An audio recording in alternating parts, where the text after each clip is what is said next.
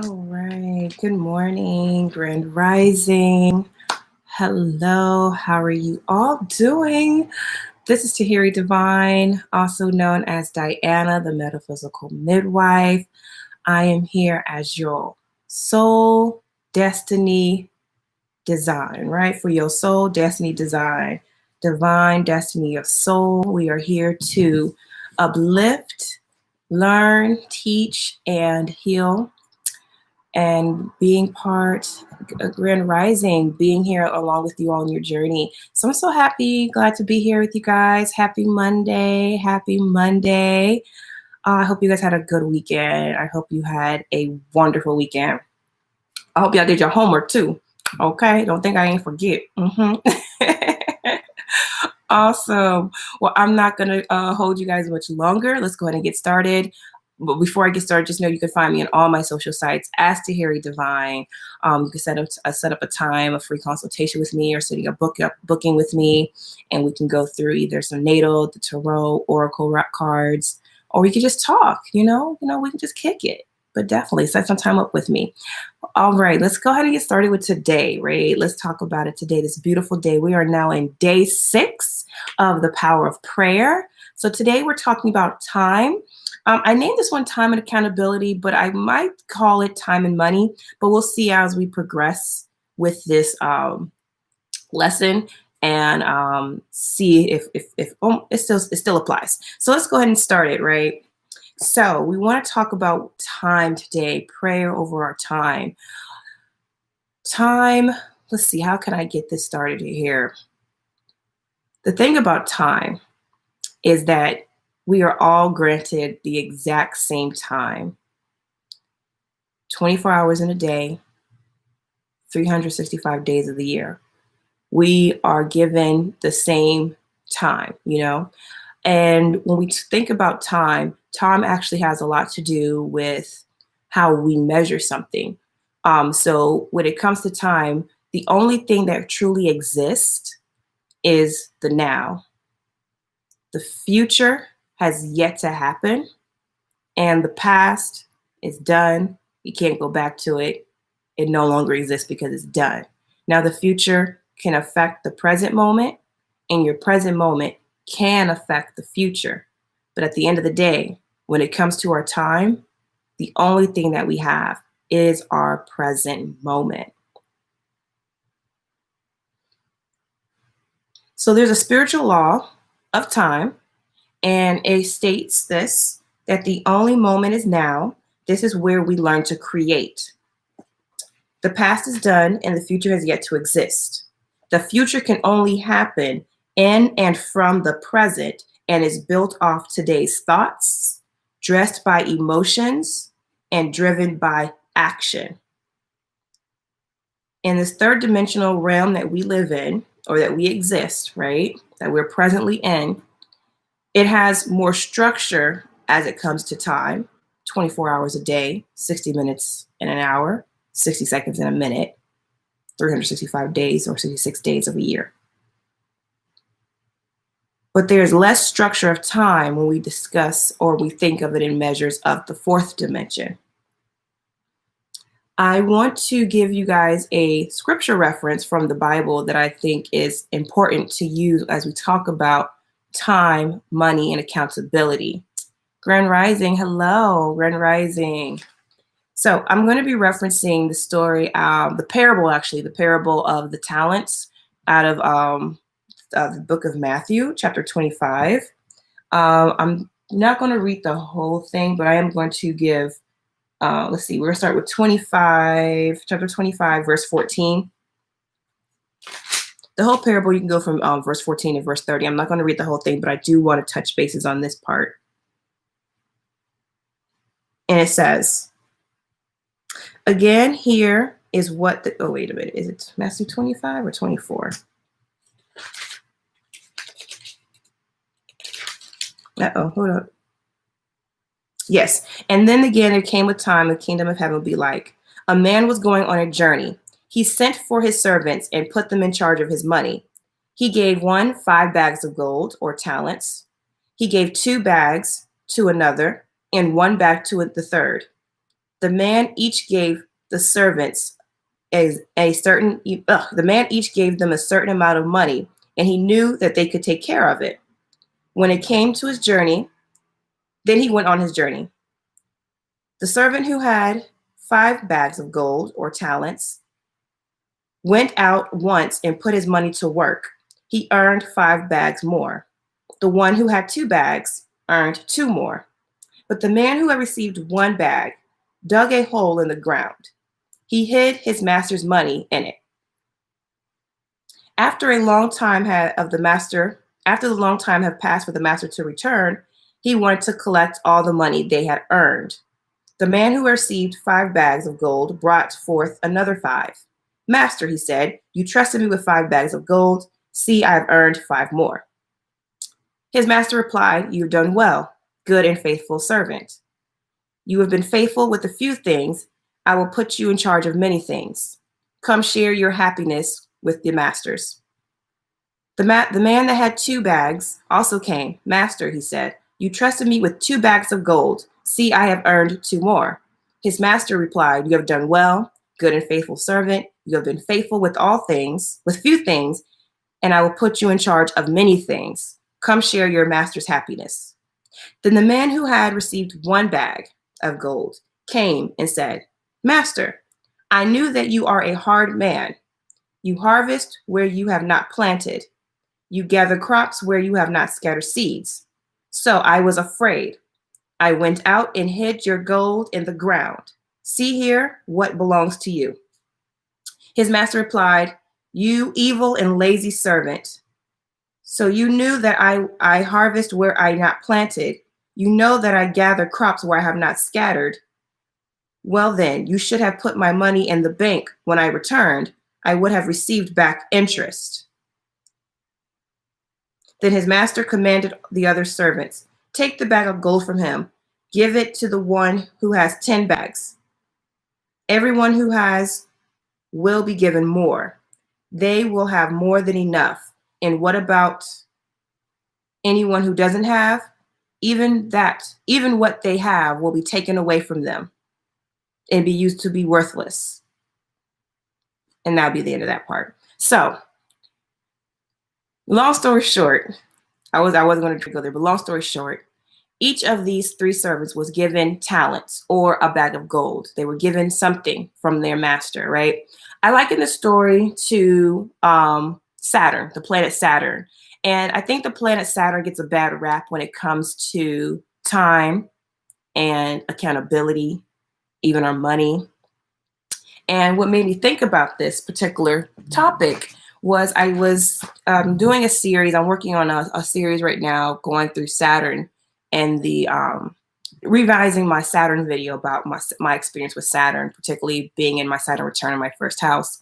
And in doing that, I was really unpacking that part of myself as far as how Saturn has played a role in my particular life and how this concept of time, money, and accountability.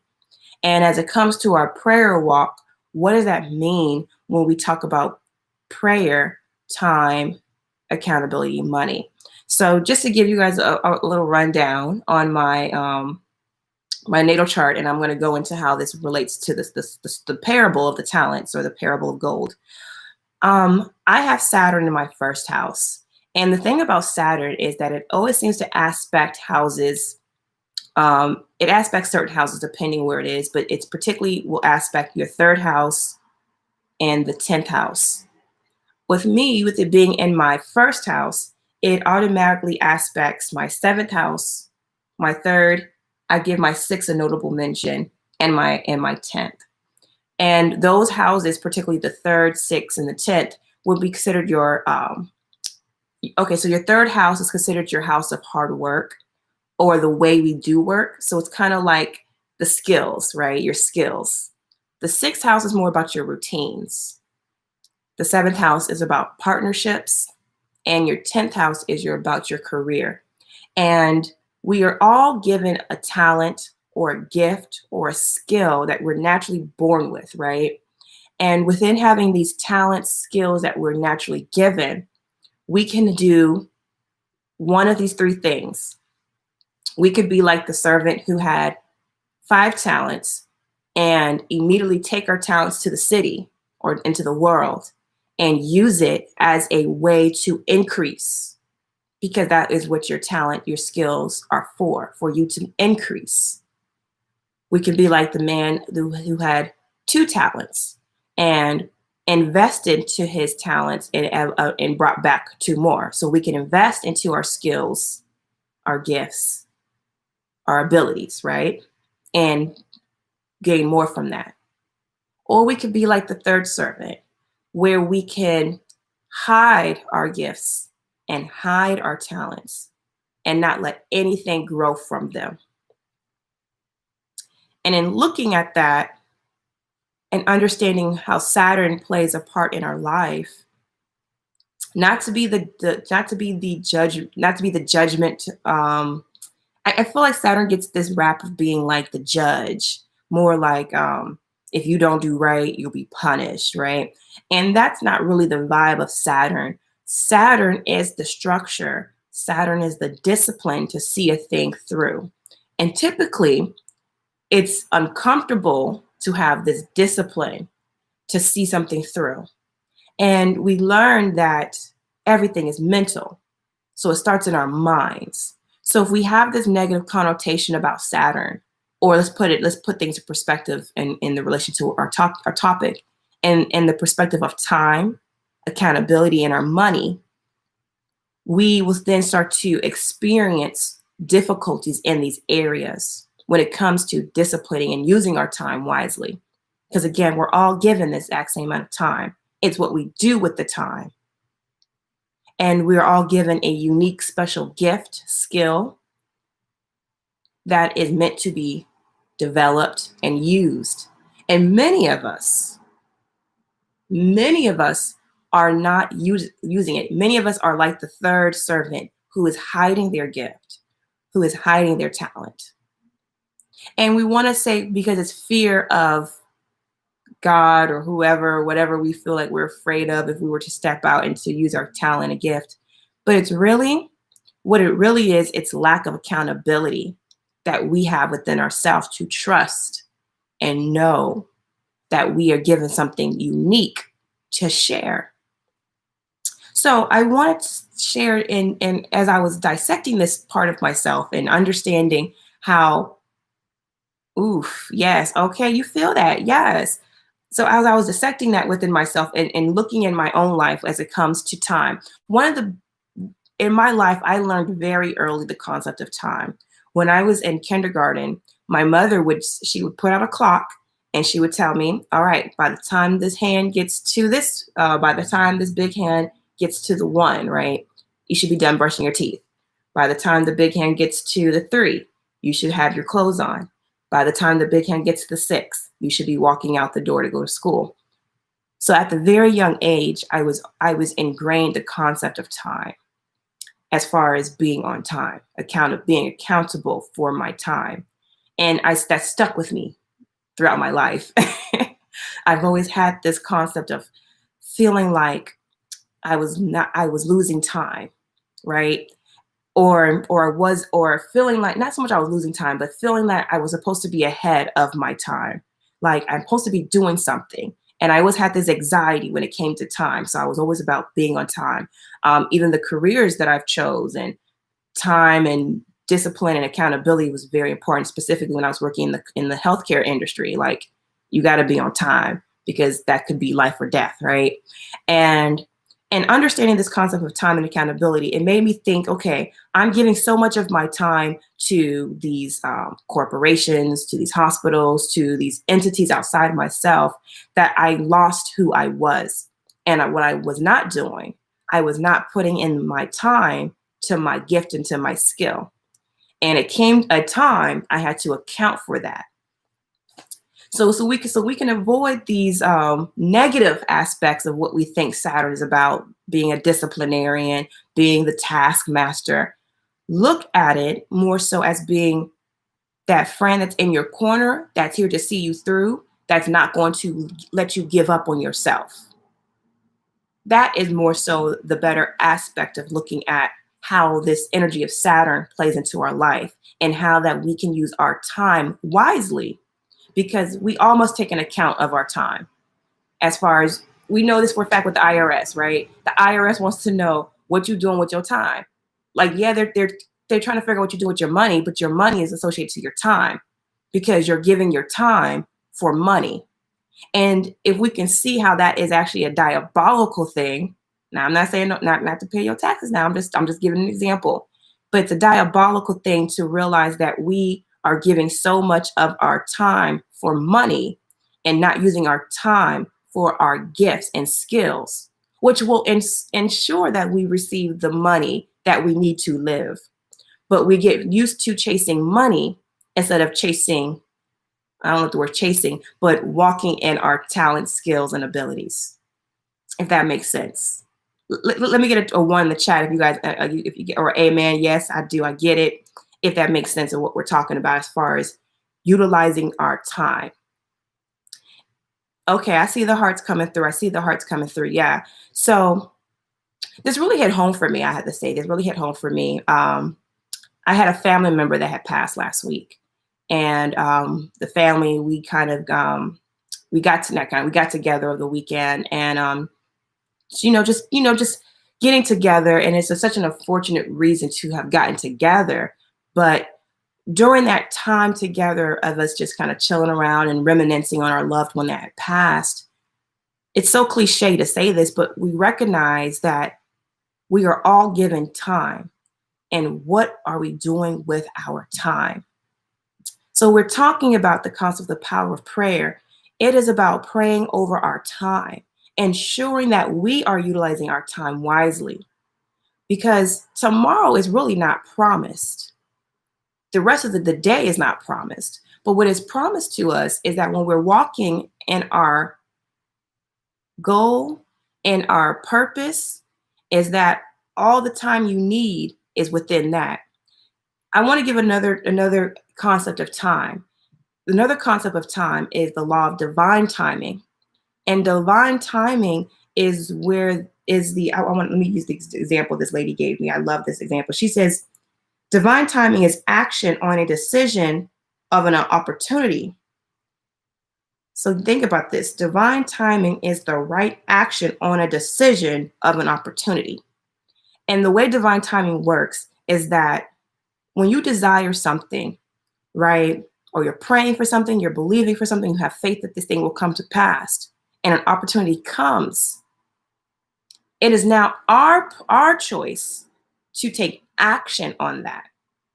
However, we don't always take action on divine timing out of one or two things: perfectionism and fear.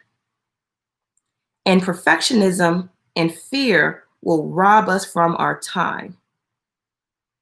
I'm going to say it again.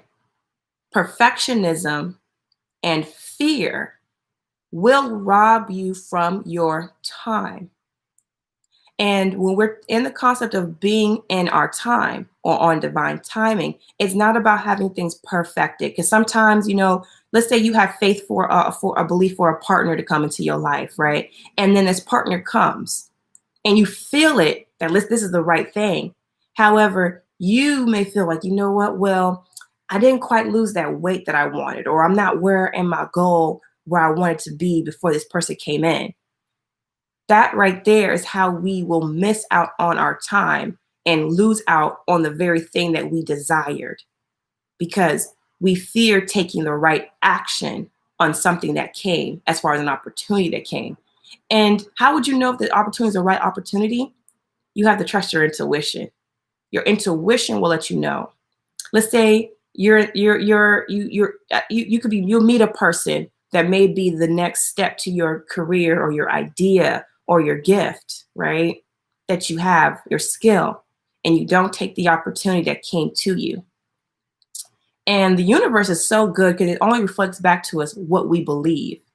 If you believe that you are not worthy or you're not ready for the said opportunity, it will take the opportunity away, because it can only give you what you believe that you shall have. So, like this third servant, he did not believe that he had the ability, the accountability the management to take on that one talent or that one piece of gold or that money that was given to him to either invest it or to utilize it as a way for it to grow.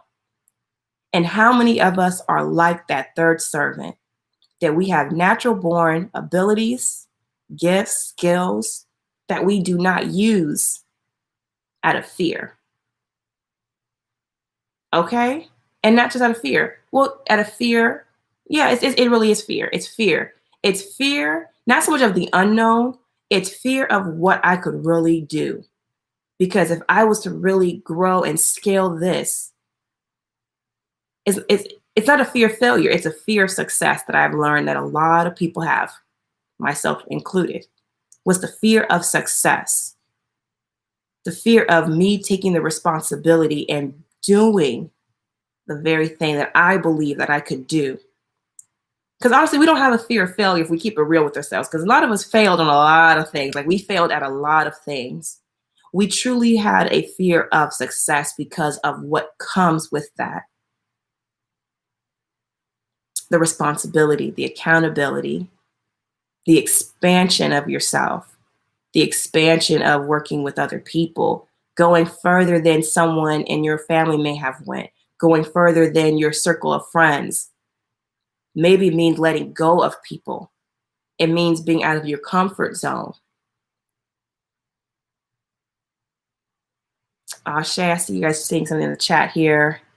Hello, hello, hello. I see you guys coming in. Thank you guys for coming in and coming in. Hello, hello. Oh, let's see. Too many of us care too much about what others think. Exactly, we do. We do. And that will rob us of our time. When we care too much what somebody else thinks or what we believe they may perceive of us if we were to move forward on our ideas. That robs us of our time. And I want you guys to be very clear. When you rob yourself from your time, you're not just robbing yourself, you're robbing other people. For instance, if you have a gift, let's say someone has a gift of music, and you have the ability to write beautiful music that's healing, that's relatable, and you choose not to use your gift out of fear or whatever it may be, you are robbing the people who need your gift. You are robbing them from their time. Now, the universe will use somebody else, but that was your divine timing to step into your calling, into your purpose, and use your gift. Because your gift, yes, is for you, but it glorifies other people. And what I mean by that, it brings inspiration, it brings healing, it brings affirmations and confirmation. Like, man, you can hear a song and like, gosh, that song was right on time and what I needed to hear. Divine timing. So we have to realize we don't live in a vacuum. We are deeply connected to everyone and everything. Because again, everything starts with self.